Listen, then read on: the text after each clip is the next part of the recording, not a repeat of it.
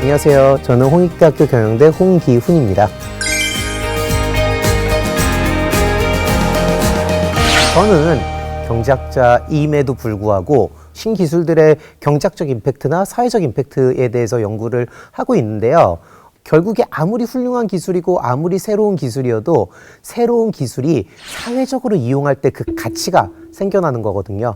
그래서 오늘은 챗GPT의 기술적인 측면보다는 사회적인 맥락에 대해서 짚어보려고 이 자리에 나왔습니다.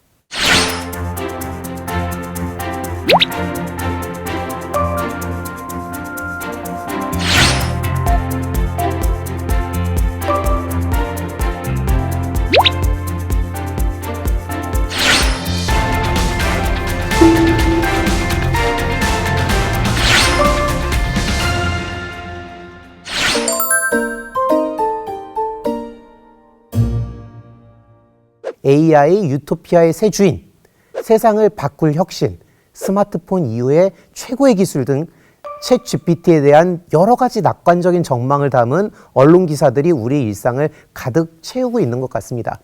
챗GPT가 등장하고 전 세계가 세상을 바꿀 신기술이 등장했다고 한껏 들떠있을 때요. 저는 오히려 좀 걱정이 좀 되더라고요. 이전까지 봐왔던 금융혁신, 기술혁신, 역사와 데자뷰처럼 느껴졌기 때문입니다. 챗GPT가 세계의 주목을 받기 전에 2012년에는요. 블록체인이나 비트코인, NFT 같은 기술들이 우리 사회를 혁신적으로 바꾸는 것은 물론 비즈니스의 근간을 다 뒤집어 엎어버릴 것이라는 말들이 너무 많이 들려왔습니다. 조금 더 시간을 거슬러 올라가 보겠습니다. 블록체인 전에는 메타버스가 있었고요. 그 전에는 인터넷이 있었습니다. 이번엔 다르다. 이건 정말로 세상을 바꿀 기술이다. 이것은 우리 인류에 있어서 획기적이고 혁신적인 일이다 라고 말하는 현상이 사실상 5년에서 10년에 한 번씩 벌어지고 있다는 이야기인데요. 그렇다면 이런 기술이 등장하고 나서 우리가 사는 세상이 정말 드라마틱하게 변했을지에 대한 고민이 필요할 것 같습니다.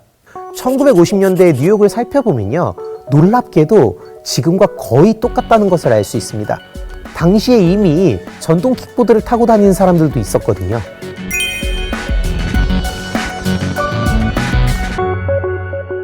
뭔가 좀 이상하지 않나요?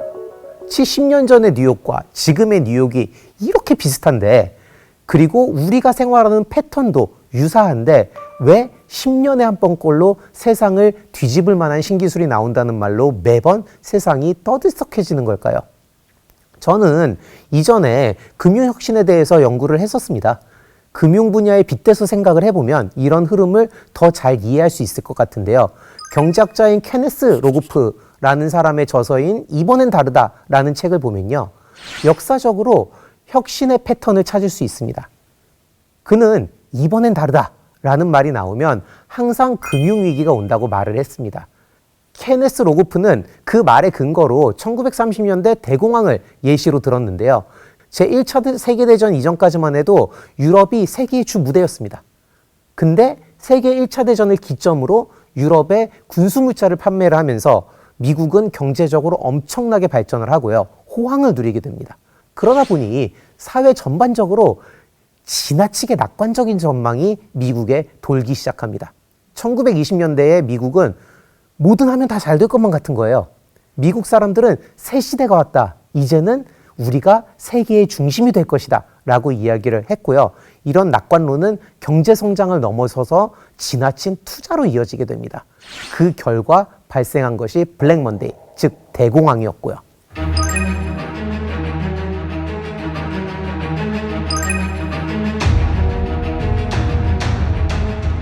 대공황이 오면서 미국은 제1차 세계대전 이후에 10년간 쌓아놓았던 경제적 부를 한순간에 날려버립니다. 기술혁신도 금융혁신과 크게 다르지 않다고 생각을 합니다. 1999년에서 2000년 사이에 인터넷 열풍이 있었거든요. 해저광 케이블이 깔리기 시작하면서 태평양과 대서양을 건너서 전 세계가 인터넷으로 연결이 됩니다. 인터넷이 등장을 하니까 전 세계가 열광해요. 예전에는 미국에 있는 가족한테 전화 한번 하려면 진짜 비쌌거든요. 그런데 이제 굳이 국제 전화를 할 필요 없이 무료로 이메일로 소식을 전하는 시대가 열려버린 거예요. 가정용 컴퓨터가 보급이 되고 사람들은 인터넷을 이용하기 위해서 컴퓨터를 샀습니다. 인터넷이 가정에 퍼지기 시작하면서 IT 산업군의 생태계가 완전히 뒤바뀌게 돼버립니다. 인터넷이라는 새로운 기술을 중심으로 해서 온라인 유통, P2P 서비스, 소셜 네트워크와 같은 신개념 비즈니스들이 생겨나고요. 유통, 포털 사이트들이 급격하게 성장을 합니다. 대중들은 인터넷 사업 투자는 불패라는 희망을 가지게 되는 것이죠. 1995년부터 2000년까지 미국의 GDP가 20%도 성장을 하지 못했는데 나스닥 종합지수가 400%, 4배가 올랐습니다.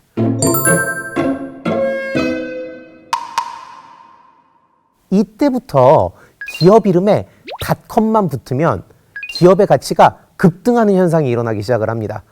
생선 단백질 관련 사업을 하던 자파타 헤이니 코퍼레이션이라는 회사가 있었어요. 이 회사 이름 뒤에 닷컴을 붙였더니 주가가 7배에서 8배로 뛰어버립니다. 제조업이나 실질적인 경제에서 생산 역량이 늘어나고 있지는 않은데요. 실적 없는 회사들이 계속해서 상장되면서 주식 가격은 쭉쭉 올라가고요. 이로 인해서 주가 지수가 계속 함께 올라가는 현상이 벌어진 겁니다. 그러나 이유 없이 형성된 거품은 항상 말로가 그러하듯이 결국 버블이 꺼지면서 시장이 붕괴됩니다. 이때 투자자들은 5조 달러의 손실을 기록합니다. 5조 달러면 우리나라 돈으로 6천조 원이에요. 기술혁신이라는 이름에 희망을 쫓던 사람들이 사실은 어마어마한 손실을 입게 된 것입니다. 닷컴 버블이라는 쓰디쓴 상처를 겪은 이후에도 안타깝게도 우리는 이런 역사를 몇 번이고 반복하고 있습니다. 가장 최근에 벌어졌던 블록체인 사례도 비슷한 맥락으로 볼 수 있습니다. 2009년에 혜성처럼 등장한 비트코인이 바로 그 주인공입니다. 나카모토 사토시라는 사람이 최초의 블록체인 제네시스 블록을 채굴을 하면서 첫 비트코인 거래가 일어납니다. 그리고 2016년에 우리나라에서 코인 열풍이 일어나죠. 2017년에는 1차 코인 가격 폭등이 벌어집니다. 저는 이때를 생생하게 기억을 합니다. 제가 블록체인이라는 기술에 대해 깊게 관여하던 시기였는데요. 굉장히 많은 걱정을 했어요. 왜냐하면 블록체인 기술이 어떤 것인지도 우리가 다 이해를 하지 못하고 있는 상황에서 이 기술이 30년 뒤의 미래를 보고 개발하는 기술이라는 소리를 너무 많이 들었거든요. 너무나 많은 사람들이 30년 뒤에 더 나은 사회를 위해 지금 코인을 사고 또 이 기술에 투자하라고 이야기를 했는데요. 과연 그 전망은 현실이 됐을까요? 2018년 크립토 겨울이 찾아옵니다. 크립토 겨울은 가상화폐의 겨울이라는 뜻인데요. 코인 가격이 쭉쭉 떨어진 거예요. 블록체인 열풍이 불었을 때도 유례없는 혁신, 이번엔 다르다, 인류의 삶을 송두리째 바꿀 수 있다 라고 이야기를 했었습니다. 그러면서 거기에 단서를 하나를 붙여요. 그런데 실적이 날 때까지 우리는 시간이 필요하다라고 이야기를 합니다. 이 말이 무슨 뜻일까요? 아직 발전 단계라 기술이 더 발전해야 된다는 겁니다. 블록체인이라는 기술이 등장한 이후에 지금까지 15년이 흘렀습니다. 그럼에도 불구하고 아직 실적이 나지 않았어요. 결국 코인을 제외한 그 어떤 블록체인 산업도 유지되지 못했습니다. 이런 금융 사례들을 이야기를 하는 건 기술의 혁신을 바라보는 우리의 자세에 대해서 제가 좀 이야기를 하고 싶기 때문입니다. 많은 사람들이 금융에 대해서는 돈을 쉽게 떠올리죠. 금융에서 혁신을 말하면 돈을 벌기 위한 속임수가 아닌가 하는 의심도 합니다. 그런데 기술을 바라볼 때는 그런 의심을 가지지 않는 것 같아요. 그러나 기술에서도 실적 없는 혁신이 과연 혁신인지 아니면 기만인지 여러분들은 고민을 해보실 필요가 있다라고 저는 생각을 합니다. 전망과 비전은 속일 수 있습니다. 말을 잘하면 돼요. 그러나 실적은 속일 수가 없습니다. IT 버블 속에서도 잘 설계된 비즈니스 모델들은요, 훌륭한 실적과 함께 살아남았어요. 구글, 아마존 이런 것들이 대표적인 예라고 볼 수 있는데요. 이들의 사례에서 알 수 있는 건 좋은 비즈니스 모델이 핵심이지 IT 기술 자체가 핵심은 아니라는 겁니다. 기술이 발전한다고 해서 그게 우리한테 무조건 도움이 될까? 그렇지는 않습니다. 기업 혹은 투자자들이 막연하게 기술이 발전하니까 우리는 돈을 벌 거야. 이런 엄청난 기술을 가지고 있으니까 라고 말을 하기도 하는데요. 이 기술을 어떻게 활용하는지에 대한 고민이 없이는 인류에게 큰 도움이 되지 않을 거라고 저는 생각을 합니다. 이번에도 챗 GPT라는 기술에 대한 과대한 희망 섞인 전망들이 난무하고 있는 것 같습니다. 겉으로 잠깐 봐서는 챗 GPT가 보여주고 있는 것들이 너무 대단해 보이거든요. 하지만 이를 믿는 사람들은 대부분 챗 GPT가 왜 대단한지 제대로 이해하는 사람들이 별로 없는 것 같습니다. 챗 GPT라는 신기술을 맞이하는 우리는 이 기술을 제대로 이해하려는 자세가 필요하다고 생각을 합니다.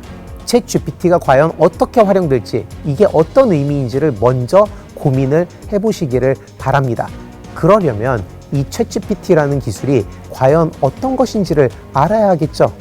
챗 GPT라는 기술이 도대체 어떤 기술인지 다음 강의에서 이어서 낱낱이 파헤쳐 보도록 하겠습니다. 오늘의 한 줄 리뷰는 희망은 전략이 될 수 없다로 하겠습니다.